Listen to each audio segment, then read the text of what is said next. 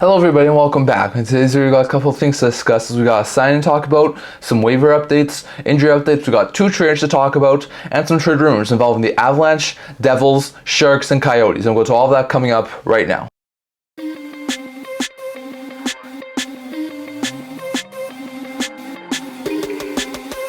Hello everybody and welcome back to another video here at the NHL Talk channel. Before we begin this video, don't forget to like this video and subscribe down below. We have hit 200 subscribers. Thanks for all of your support. I would never be able to do this without you guys. So continue to hit the subscribe button and the like button so we can hit 250 subscribers next. But going over to a quick channel update I have here today, I'm only going to be doing a couple more videos before I'm going to be taking a week off for the Christmas break.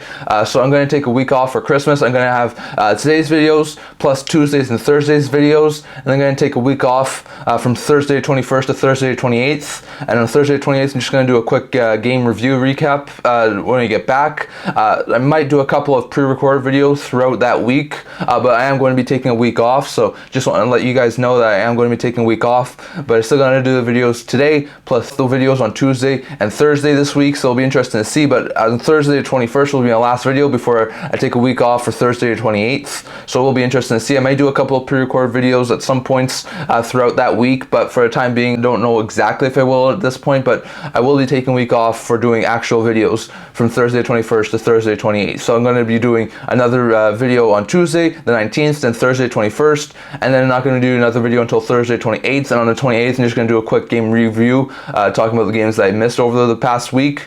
And then on Saturday the 30th, I'll start get back into the swing of things. So it'll be interesting to see, but just want to do a quick channel update with that. So getting back to a regular scheduled video, first with the signings, there's no updates so far on Barrie being official with the Washington Capitals, so not really anything to talk about there with the Washington Capitals and Ethan Bear. But we did wind up getting another signing. It was another ELC, and this one with the Tampa Bay Lightning. The Tampa Bay Lightning have signed 2023 second round pick Ethan Gauthier to a 3-year ELC with the AAV of $895,000. And the deal could start either probably this year or next year. Now, this is a really good deal in my opinion for Ethan Gauthier. Gauthier was drafted last year in the second round. He's a really good young forward. Last year he put up 30 goals and 69 points in 66 games in the QMJHL. So far this year has 14 goals and 31 points in 29 games. So he's already on pace to probably beat last year's point total. And he's looking absolutely phenomenal. He's already halfway to his goal total from last year. So Gauthier looks absolutely fantastic in QMJHL. He was drafted. Could have seen him go in the late first round, but he wound up going in the early second round. This was a really good pick in my opinion for the Tampa Bay Lightning. He's going to be eventually a very fantastic top 9 forward, maybe even top 6 forward. I definitely think he has a future at his NHL level, which is why he probably got one of the higher ELC level contracts. So that's really good stuff there from Ethan Gauthier. Now I'm not exactly 100% sure when this deal will kick in, but I expect him to probably remain in the QMJHL for the rest of this year. Maybe he spends one more year in the QMJHL and then maybe one more year in the AHL. So I think he's still at the very least 1, if not 2 or 3 years away from competing for an NHL roster spot, but I think eventually when he is ready, he should be a fantastic either top 6 or top 9 forward for the Tampa Bay Lightning. I think this was a really good pickup in the second round, early second round of last year's draft, and I think Gauthier is going to be a fantastic fit for the Tampa Bay Lightning in the long run. So it'll be interesting to see, but Gauthier signed an ELC with the Tampa Bay Lightning. He seems like a very fantastic top 6 forward, and I think the Bolts are going to like him a lot when he's competing for an NHL roster spot. So very fantastic top 9 forward, gets his ELC, and I think in time he should be a very fantastic top 9 forward, but for the time being he'll probably remain in the QMJHL for the rest of this year. But with no official update on Ethan Bear, that's all the signing updates we got to talk about here today. Going over to a quick waiver update here. We talked about this in the last video about how Jacob Zboril was on waivers and we didn't know if he would wind up clearing or not. He did wind up clearing. I thought there was a decent chance he would probably clear given the fact he has a $1.1 million cap hit and not too many teams can definitely really fit in that $1 million cap hit, but I expect him to definitely continue to swirl around the trade rumor mill. I expect him to definitely be a possible trade candidate for the Boston Bruins at some points, so it will be interesting to see, but I expect Zboril to wind up being traded at some point. I think he's in the final year of his deal. I'm not sure if he's an RFA or a UFA, but still he's in the final year of his deal. I don't think he fits long term with the Boston Bruins, especially with their D core, so I think trading him to another team for maybe like a depth pick could definitely be something the Boston Bruins look at, so it will be interesting to see. But Zboril clears waivers like I thought he probably would. and he's probably going to be sent to the minors now for the Boston Bruins, so not too surprising there. I thought there could have been a couple of teams to pick up Zboril. I think he's still a really good third pair defenseman, but his cap hit didn't really make sense for any team, so Zboril clears waivers. We've since had 2 players be placed on waivers. On Thursday, we had Toninato for the Winnipeg Jets be placed on waivers. He also cleared, so he's in the final year of his deal. He's making around league minimum, if I'm correct. Toninato's a really good depth forward, more of a spare forward at the NHL level. He's not a really good, consistent NHL forward. He can play in the bottom 6 at times, but he's not really a consistent NHL forward, or more of a spare. So not over surprised that he wound up clearing. He's more of an AHL forward / spare forward at this point in time. I don't think many teams saw him as a real upgrade on anything they have in their roster right now. A lot of teams could probably have him in the roster, and I thought there maybe would have been a slight chance he was claimed if there was a team out there who needed some more help in the bottom 6 and were dealing with injuries. So I thought there might have been a small chance Toninato was claimed, but he does wind up clearing, and he's going to go to the minors for the Winnipeg Jets, so I don't think that's too surprising.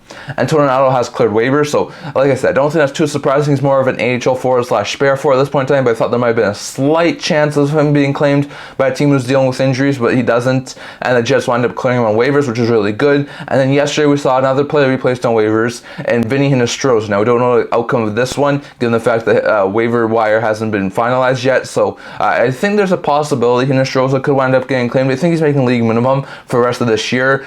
He's a decent bottom 6 forward. He's a guy who can definitely play 4th line minutes.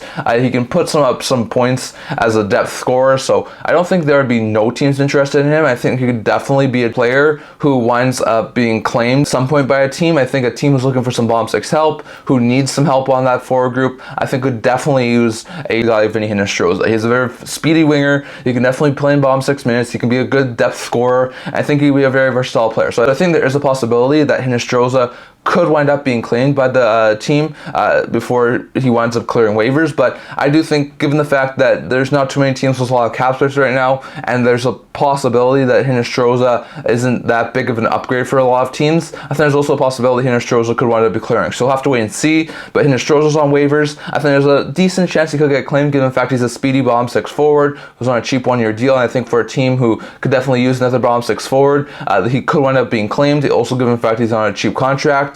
But still, I don't think that's a guarantee he will be claimed, and I think Hinostroza could definitely wind up clearing and be sent down to a minor. So I'll have to wait and see. But Hinostroza's on waivers, so I'll have to wait and see what happens there. But those are your waiver updates. Zboril's clear waivers for Boston Bruins. Not too much of a surprise given his contract, and now the Bruins will probably try and find a trade for him, with the Bruins having an extremely deep D-core. The Winnipeg Jets placed and cleared Dominic Toninato on waivers. Not too surprising. He's a decent spare bottom 6 forward. He's gone now, and he's probably going to go to the minors. So really good stuff there for the Jets. And then Vinny Hinostroza's been placed on waivers. I think there's a decent chance he could wind up getting claimed, but I also wouldn't be too shocked if he did wind up clearing. So interesting stuff there for the Penguins. Then going over to a couple of injury updates from the past couple of days, a couple of bad injury updates from the past few days. For the Ottawa Senators, Mark Kastelic has been cleared to play. He was activated off a long-term injury reserve, which is really good stuff there for the Ottawa Senators. Jared Spurgeon's lower body injury is out day-to-day for Minnesota. Sonny Milano has an upper body injury, is out for an unknown period of time for the Capitals. Jeff Skinner has an upper body injury, he's out for an unknown period of time for the Buffalo Sabres. So really bad stuff there for those guys. P.S. Suter, who was on injury reserve, has been cleared to play, and he got back in the game action. So really good stuff there for the Canucks. Philip Grubauer has a lower body injury. He's out week to week right now for the Kraken. There's a possibility he could be even longer than week to week. So really bad stuff there for the Kraken. Connor Shearer's been active off injury reserve, and he's been cleared to play by the Tampa Bay Lightning. So really good stuff there. Ryan Reeves has a lower body injury. He's going to be out for an unknown period of time for Toronto Maple Leafs. Really bad injury against the Columbus Blue Jackets. Went awkwardly into a boards, and it seemed like he twisted his ankle or something like that. So he could be out for a little while. Patrick Laine has an upper body injury. He's going to be out for the next 6 weeks. So that's a horrible blow for the Columbus Blue Jackets to lose Patrick Laine for the next little while. Absolutely awful blow for the Columbus Blue Jackets as they drop Laine for the next little while. So interesting stuff there. Phoenix Copley has an undisclosed injury. He's going to be out for a known period of time. Got injured in practice. Schmalz and McBain both returned to game action and were cleared to play by the Arizona Coyotes. So really good stuff to see those two guys get back into game action. Kiefer Stewart has an upper body injury. He's out day-to-day right now for Nashville Predators. Matthew Joseph and Ruke Charterer both have injuries. Charterer upper body injury, Joseph a lower body injury. Both are going to be out out for an unknown period of time. And Jake Onger suffered a lower body injury in yesterday's game against the Ottawa Senators. He's going to be out for an unknown period of time. So really bad injury update for some of these guys. Good to see McBain get back for the Arizona Coyotes. Schmelz for the Arizona Coyotes. Good to see Ottawa Senators get Kostelec back. Good to see Canucks get Suter back. But definitely some bad injury updates here too. As Grubauer's going to be out for the next little while. Laine's going to be out for the next month and a half. And on top of that, Reeves seems like he's going to be out for a little while, as is Jared Spurgeon. So interesting stuff there. I'll have to wait and see if there's going to be a couple of guys who are able to get back in the next little while. But definitely some really bad injury updates there from the past couple of days. Then we go over to a couple of trades that happened over the past couple of days. We saw 2 trades happen yesterday. One between the Kraken and the Avalanche. One between the Sharks and the Canucks. So first, we'll get to one between Sharks and Canucks. It was a really minor deal. The San Jose Sharks acquired Jack Studnicka from the Vancouver Canucks in exchange for Nick Ceci and a 2024 6th-round pick. So this was a really decent move by these two teams. Studnicka is in the final year of his contract. He had been buried by the Vancouver Canucks. He wasn't getting very much of an opportunity with the Canucks, given the fact that the Canucks have a really deep forward group, so there was not very much opportunity there for Studnicka at the NHL level. He's played AHL/NHL minutes for the last couple of years. He was a Boston Bruins draft pick, someone who Boston Bruins really valued as like a future middle six center/winger, but Studnicka never really fit in well with Boston. Was traded last year to Vancouver for like a 5th-round pick and a decent D-level prospect, if I'm correct. He wound up getting into 47 games last year with the Canucks, which was the most he got at the NHL level, putting up 4 goals and 8 points, which wasn't really overly bad, but this year only got into 5 NHL games, put up a goal, and then was sent to the AHL where he put up a goal and 7 points in 9 games. So he's doing really well at the AHL level, but he can't seem to find his footing at the NHL level. And hopefully with the San Jose Sharks, given the fact they're a weaker team, they don't have as much depth as some of these other teams do, maybe Studnicka gets a bigger role with the San Jose Sharks. I think he could definitely be a solid like 3rd or 4th line bottom 6 forward for the San Jose Sharks at this point in time. So Studnicka goes from Boston to Vancouver last year, now he goes from Vancouver to San Jose. Vancouver just became a lot too deep for him. He was never really going to get a shot unless there was a ton of injuries for Vancouver Canucks. So I definitely think this was a really good move for the Canucks to get Studnicka a fresh start. And I think with San Jose, given the fact that the Sharks are a little bit of a weaker team, they're not as deep as some of these other teams, I think stands a really good chance for Studnicka to get some NHL playing time. So really good stuff there for Studnicka. Meanwhile, the Vancouver Canucks get Nick Ceci. He's a decent depth defenseman. Last year he was able to get into 16 NHL games, put up 4 assists.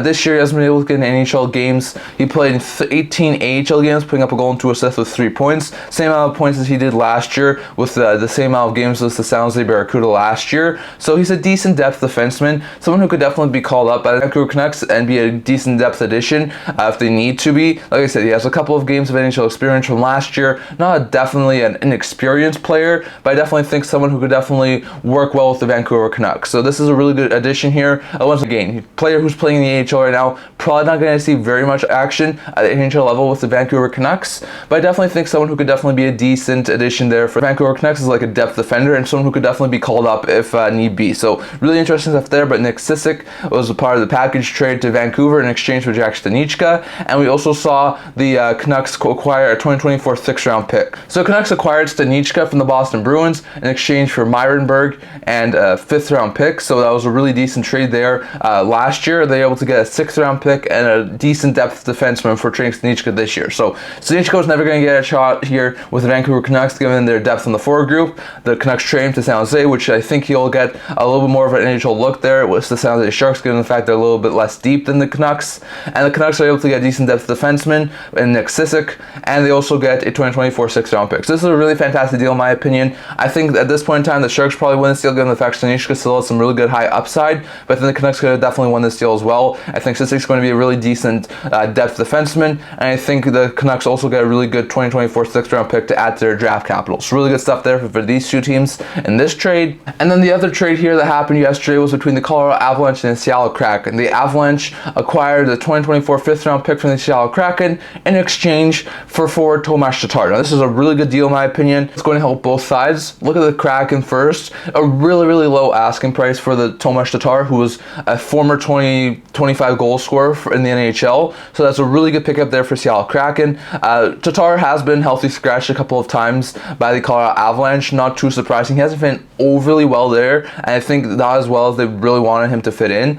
For Tatar, he was a really good addition there for the Colorado Avalanche offseason, signed a 1 year, $1.5 million AAV deal in the offseason to sort of help them fill out their bottom six. But he's been in the bottom six for the entirety of the season. Hasn't really put up very many goals. From a 2025 goal scorer, so far only has 1 goal this year. He's put up a goal and 9 points in 27 games.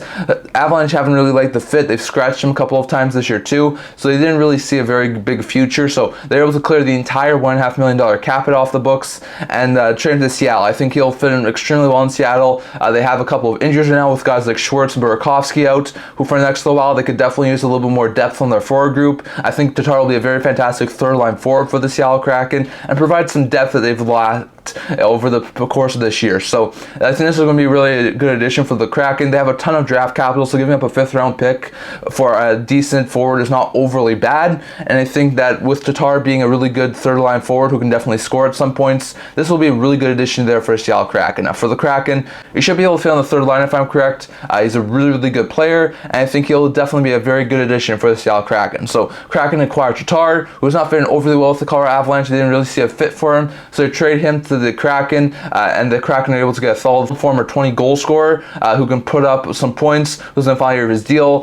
They do have a little bit of cap space, so I don't think acquiring him is overly bad. Plus they have a need for a little bit more of depth scoring with guys like Schwartz and Burakovsky out, so that's a fantastic pickup, especially given the asking price for a Seattle Kraken. Meanwhile, for the Colorado Avalanche, they clear $1.5 million of cap space off of their books by moving Tatar, and they also get a 2024 5th round pick in return. It's not a great return for Tatar, given the fact I think he could have gotten a little bit more if he was producing a little bit better, but they still get a draft pick, and they now have $1.5 million more in cap space to work with. And given the fact that Pavel Francouz's $2 million contract is also on LTIR, so that gives them a little more flexibility. The Avalanche now seem to have a little more cap flexibility. I wouldn't be surprised if they went out to go and acquire someone. We'll get to that in a second. But this was a really good trade, in my opinion, for both sides. Tatar is going to be a fantastic middle six forward for the Seattle Kraken, and he should definitely be able to fill some depth scoring in the short term. He's worked all right in Colorado, but not really the great fit that they were hoping for. So he gets a fresh start there in Seattle for the rest of the season. Meanwhile, for the Avalanche, they get a 5th round pick, and they clear $1.5 million to live cap space off for moving a player who was not really fitting in well with them. So really good stuff there for both sides. But in my opinion, even though they got rid of some cap space, this was a really good win for the Kraken, who get a solid middle six former 20 goal scorer in exchange for a 5th round pick. So really good stuff there for the Kraken and the Avalanche. So really good trades there. The San Jose Sharks get Studnicka. I think they sort of win that deal by moving Ceci and a 6th round pick for him, and the Kraken get Tatar. I think they win that deal by only giving up a 5th round pick to the Colorado Avalanche. So those are 2 trades. I'd love to hear your guys' thoughts on those 2 trades down in the comment section. And now going over to a couple of trade rumors. So first, with the San Jose Sharks, we've heard a couple of reports over the past little while. I've seen this from Bruce Garrioch. I've also seen this from a couple of other sources that the San Jose Sharks are currently trying to make a move to try and move Mike Hoffman. Now, Hoffman was a player who no one wanted in the offseason. The Montreal Canadiens were trying to move on from him. He was not a guy who was possibly going to be moved. They were able to move him in the Erik Karlsson deal as a third-party broker. They were able to sort of take on some of the contracts, but they did move Mike Hoffman to San Jose, which was a really good win for them. It was a contract that no one really wanted to take. He's in the final year of a $4.5 million 3-year deal, so no one really wanted to take on a $4.5 million contract for a bottom six forward who wasn't really producing overly well. And his start in San Jose was obviously really rocky. He didn't get off to the greatest of starts, but over the past couple of games he's actually started to do really well, and I think there could be some interest in him. Over the past little while he's actually put up some really good point totals.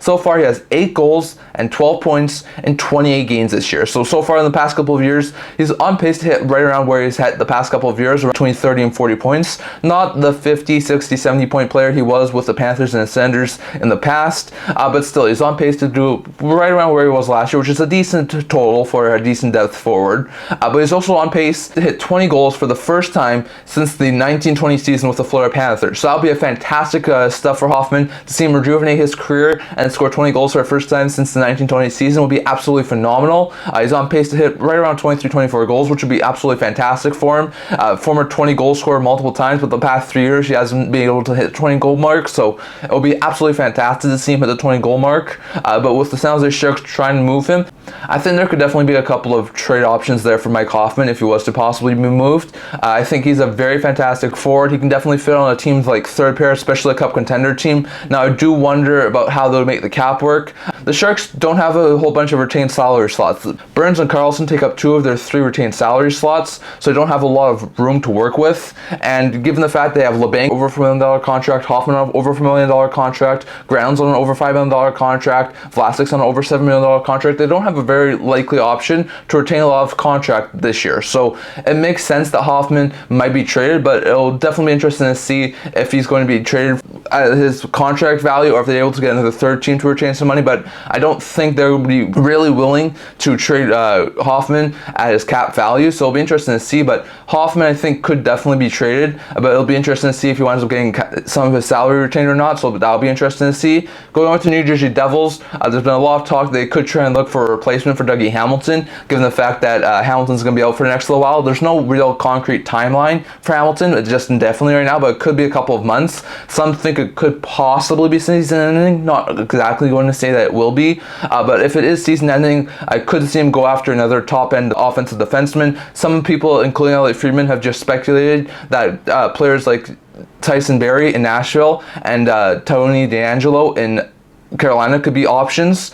Both are really good offensive defensemen. DeAngelo's not making too much money. Barrie does have a decent amount of cap space, and it does sound like Nashville at this point in time doesn't really want to retain salaries, so it will be interesting to see. But I could definitely see Barrie be a very fantastic top 4 defenseman in New Jersey. He'll be a fantastic addition to sort of replace Hamilton, at least for a time being. DeAngelo maybe to a lesser extent, but still, he's a cheaper end defenseman. He could definitely work on that second power play unit. He could definitely work and help that team a little bit more offensively, so that'll be really interesting. So it will be interesting to see, but Barrie and DeAngelo are 2 players I've seen linked to New Jersey Devils if Hamilton's going to be out for any long period of time. So it will be interesting to see, but I could definitely see those 2 guys sort of be possible trade chips there for the New Jersey Devils. And the one thing that the Devils do have that some of the other teams don't is they have a decent amount of draft capital and a lot of good, interesting young prospects that they could trade to try and make a big deal. So it will be interesting to see, but keep your eye on Barrie and DeAngelo for the New Jersey Devils. I think there are 2 players who I think the New Jersey Devils could target should Hamilton be out for any length of time, so it'll be interesting to see.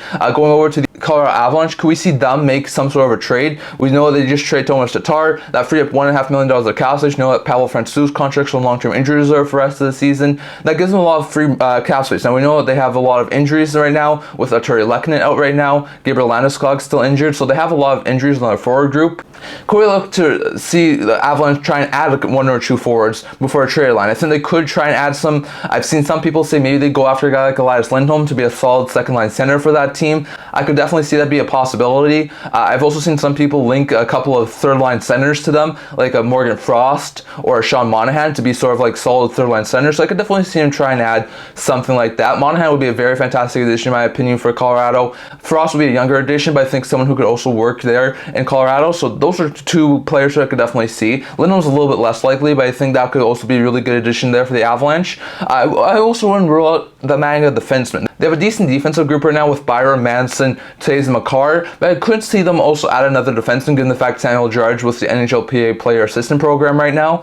So I wouldn't be overly shocked if they were to try and possibly try to upgrade their defense. I mean, imagine them adding a guy like Noah Hannafin. Imagine a top 4 of Hannafin, Byram, Manson, Taze, and Makar as the top 5 in Colorado. And if he was able to get back Samuel Girard as well, that would be an absolutely fantastic stuff for the Colorado Avalanche. So I wouldn't also rule them out adding a defenseman, especially with Samuel Girard out right now. So it will be interesting to see. But if now freed up $1.5 million in cap space, a lot of people think that they now have a lot of flexibility to go and add some pieces after moving to Tatar. And I could definitely see him add like a third line center, like some people have been saying, or like at least a top 9 forward, like a Monahan, like a Frost, maybe someone like that, maybe closer towards the deadline. So it will be interesting to see. But the Avalanche are a team we're going to have to keep our eye on over the next little while, as they could possibly be a team looking to acquire some pieces and try and get some either top 9 forward help or maybe even some defensive help as well. So that'll be an interesting team to watch out for. And then the Arizona Coyotes. I've heard some people say over the past little while that they want to upgrade their defense. We know they've been linked to Hannafin for an extremely long period of time. They could definitely use the defenseman in that team. They don't have a whole bunch of a really good defensive group. Hannafin would have been a very fantastic addition, but it seems like they only want to do that unless they are able to re-sign him. And it doesn't sound right now at this point in time like Hannafin really wants to sign long-term in Arizona. So given that fact, I think there's a very likely possibility that maybe they go somewhere else. I've seen some people link Ceci to the Arizona Coyotes. He's a decent second, third pair defenseman who I think could definitely improve that Coyotes blue line and is signed for a couple more years. So he could be a guy who I think the Arizona Coyotes could definitely have interest in, especially given the fact that Edmonton could definitely look to try and make some moves on the blue line. So I could definitely see the Arizona Coyotes try and make some moves there. But there are 4 other players I think could definitely be trade targets for the Arizona Coyotes should they want to improve their defense. One would be Fabbro. 2 will be Mario Ferraro, 3 will be Colin Parayko, and 4 will be Adam Boqvist. Now, they're probably looking for players who could easily remain with that team long term, so they're probably looking for players who either have term or who are under contract for the next couple of years, or who are RFAs so they can keep. Fabbro's an RFA. He could be a fantastic addition there for the Arizona Coyotes in like the second pair. He would be a fantastic addition, sort of like a Sean Durkee, where he gets a bigger role, possibly gets some more opportunity, and could definitely fit in really well. So I could see Fabbro be a fantastic addition for Arizona. I could see him be a really good player for Mario Ferraro. They probably wouldn't want to trade their first round pick. They could definitely trade a couple of seconds, a decent couple of prospects, maybe a roster player. They could be a fantastic player for Mario Ferraro, and I think Ferraro would be a fantastic addition for the Arizona Coyotes, especially in the fact he's on more of a longer term deal. So I could see Ferraro be a very fantastic fit for Arizona. On top of that, Adam Boqvist, the Jackets are possibly looking to move a couple of defensemen. I could see Boqvist being a fantastic top 4 offensive defenseman for the Arizona Coyotes. So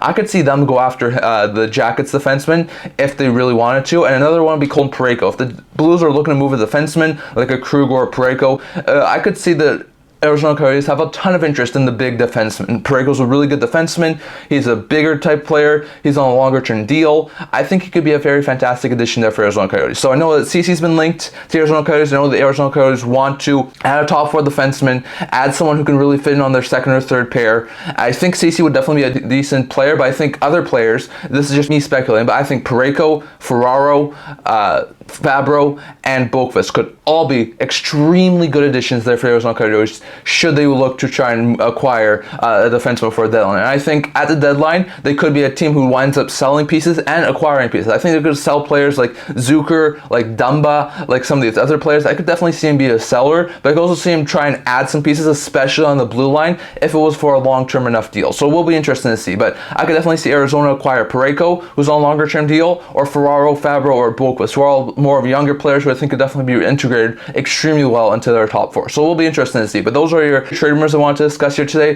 That's all I'm going to talk about for today. I'd love to hear your guys' thoughts on all of this down in the comment section.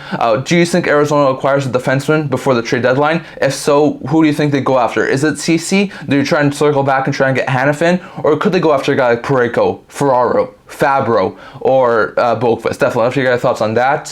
What do you think about San Jose Sharks? Do they move Hoffman? Are they able to retain money on him, or do they try and retain money on someone else and try and deal him as $4 million to cap hits? And do you see Hoffman being a guy who is possibly being moved by the San Jose Sharks? Definitely love to hear your thoughts on that. What about the Colorado Avalanche? Do you see them adding a player after the Tomas Tatar trade? Now for $1.5 million extra in cap space, do they make a trade to try and acquire a defenseman or a top 9 forward? Which one do you think is more likely? And do you see them adding a prominent player before a trade deadline? Definitely love to hear your thoughts on that. What do you think about the New Jersey Devils? Do they add a top-end offensive defenseman to try and replace Hamilton for a time being, and a guy like Barrie or DeAngelo? Or do they try and just weather the storm and stay with what they have as of right now? Definitely love to hear your thoughts on all of that. Plus, what do you think about the Tatar trade? What do you think about the Studnicka trade? Plus the waivers, the injuries, and the signings. Definitely love to hear your thoughts on all of that down in the comment section below. But that's all I'm going to talk about for today. Remember to like this video, and if you're like to, remember to subscribe down below. Thanks so much for helping me hit 200 subscribers. I would never be able to do it without you guys. I can never do it without all you guys' support. So don't forget to like this video and subscribe down below so we can hit 250. I also do a blog talking about news, rumors, analysis, stuff like that. So if you check that out, I'll leave a link down in the description below. And I can't wait to see you guys all for next video. See you guys soon.